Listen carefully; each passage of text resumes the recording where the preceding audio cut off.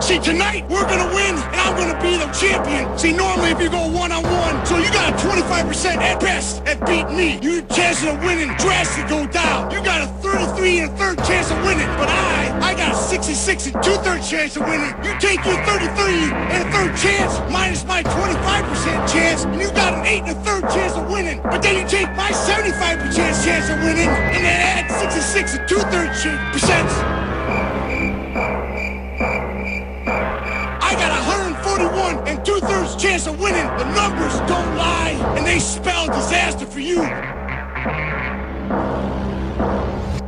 What's up, everybody? And welcome back to another Yo Toy Review. I'm your host, Velos Cohagen, and today we'll be looking at the G.I. Joe Classified Dreadnok Buzzer. Alright, let's take a look at this box. Over here we got Buzzer with his chainsaw ready to cause some havoc. Back here we have the drums. Nice little portrait right here. Accessories. On this side of the package, you get your artwork, your QR code, and the shit you can't fucking read. On this side of the package, we get an extended look at the artwork. Number 106. On the back of the package, we get a nice little render of the character and all included accessories. Death Skull belt action. Tattoo action. Battle stats. Legal shit. On the bottom of the box, we get more legal mush and your barcode. Alright, let's get this bad boy open. Little Excalibur action. Cut. Pop. More of that sweet pull-out game. What do we got here? Alright, we'll take a quick look at the figure. Ooh, fancy shit. Alright, we know what time it is. It's time to do the Foot Locker. Cobra symbol. Dreadnok buzzer. What's that? Alright, let's get this son of a bitch open. We'll flip that. Oh, one bag of fun. Legal advice. Launch the legal advice. We're good. Spin, spin, spin. I am not gonna catch this shit, but we can fucking try. Oh, missed one. See you at the table. All right, let's take a look at this figure. First up, let's take a look at that head sculpt. And man, this is a really good one. I really like this head sculpt. I'm getting a cartoon vibe off of him immediately. He looks pretty spot on classic with the slick back blonde hair and ponytail action. The paint looks really on the money. The teeth are painted really well. So's the mouth, and there's like a little bit of 5 o'clock shadow around his mouth. Eyes and eyebrows are on the money, so I don't have anything to complain about on this head sculpt. Alright, down at the legs, it's Destro City on the legs, which is fine, cause honestly, this is really good reuse, considering Destro is just all black and the boots are all gray. And here we go, I brought Destro in so we could get a better look at the reuse. It is just the legs. So off the bat, like I said, we get the brown, we get like the blue jean effect. He's got knee pads, that's fine. We get these new leg holsters. I thought these were from the Arctic Bat, but nope. And they follow the vintage pattern, which is really fucking cool. I like that. So we get a knife holder here, and we get a gun holster here, and we get the mega drop down hips on him. He drops down really far. We'll push those back up. Up here on the super new diaper, we get this crazy fucking black cock piece with a fucking death skull on it. Death skull.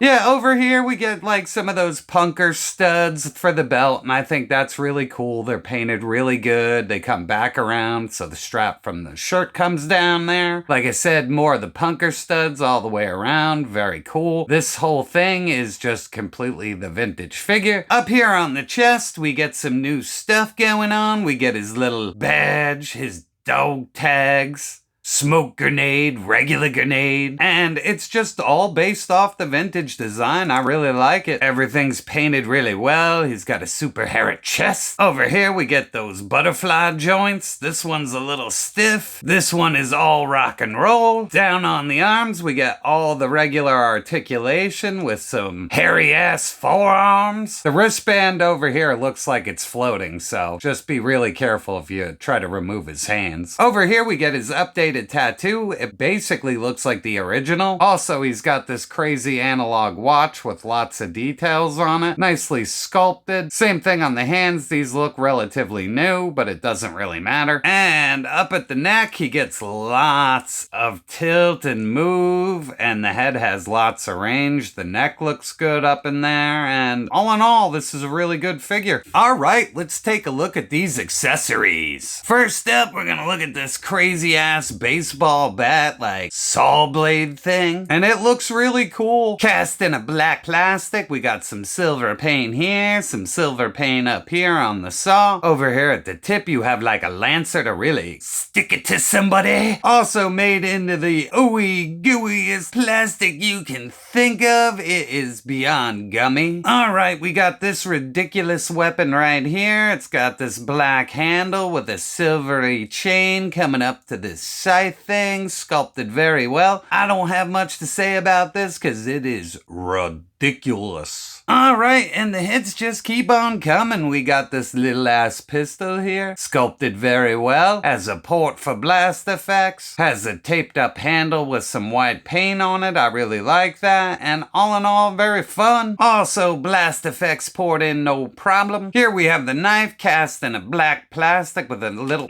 son of a whore. Alright, we got his little knife here, cast in a nice black plastic with some silver paint on there. Not much to say other than it looks really good. Next up, we have his ridiculous little goggles. We'll go over these in a minute, but they are sculpted very well in this dark silver plastic with black lenses, and we'll throw them on the figure in a moment. Alright, last up, we have his gigantic chainsaw, and guess what, motherfuckers? Mine is so bent, it is unbelievable.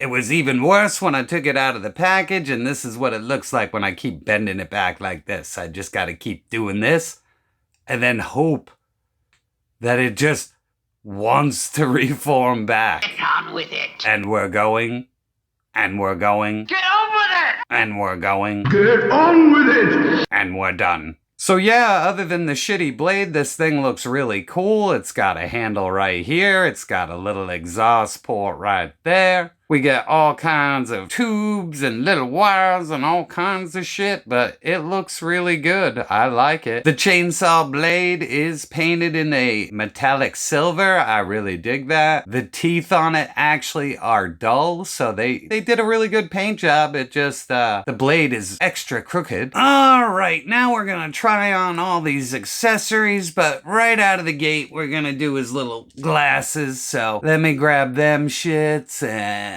those behind his ear. You just want to kind of lay it on there, and there you go. Mine don't look so good. Mine don't look so good. And there you go. I mean, I always thought this guy wore aviators like Sergeant Slaughter. That's what I kind of always thought. The arm on one side is kind of sticking out funny, so we're just going to pinch that in a little bit. Then we'll put them back on his head. And there we go. It just doesn't sit right on mine. For now, I am going to have to play with it and kind of adjust it. But that's what it looks like with these goggles, and I'm not a fan, so we're gonna try the Valaverse Sergeant Slaughter glasses on him. And there we go with the Valaverse Sergeant Slaughter glasses. These look so good. They should have went with the standard sunglasses and not the crazy goggles. I'm probably going to display mine with these, but we have one more pair of glasses to check out, and that's the Hasbro Sergeant Slaughter. Now, these look pretty good in a quick pinch, but they're a little too big. I remember the vintage Toys glasses lenses just being humongous, so this might work, but I think I'm going to go the Valor route on this one. And here he is with the knife, fits in his hands real good. Knife also ports in no problem, nice and gummy. Here he is going lefty with the pistol, very pleased. Fits in his hand, no problem. Pistol ports into the holster, no problem. Fits in there, looks good. And here he is going all heavy metal with double-fisted junkyard weapons. They fit into his hands, they look really good. I think the chain weapon is just ridiculous. I don't think we really needed it. But this axe is something special. I really like this axe. It's fun. And here he is, all Chainsaw Charlie. This thing looks badass, even though mine's a little crooked, but don't tell no one. Fits into his hands really well. Looks really good on him. Also, I'm gonna show you something I saw online. You see this little port right here? You can put a blast effect in it so it can look like it's smoking while it's going. I really dig that. I think that is just a fun feature and just an awesome use of that effect. And for size comparison, we have him with Chuckles and the Mole Rat. Here we have him with Tripwire and Lowlight. Here we have the Range Viper and Shadow Tracker. And last up, Pimp Daddy Destro and Dr. Meatball Vendor. So at the end of the day, and my final thoughts on this figure are, he's a perfect representation of the vintage version of the figure. The gummy weapons are probably going to be a problem until like 2026, so we're going to have to learn to deal with those. He also comes with extra junk we really didn't need, but whatever. His goggles have got to go. I am definitely switching those out for aviators. But all in all, I'm very pleased. It's always awesome to have another Dreadnok coming up. And that's all I got this week, people. I'd like to thank you for stopping by, and I'll catch you on the next review.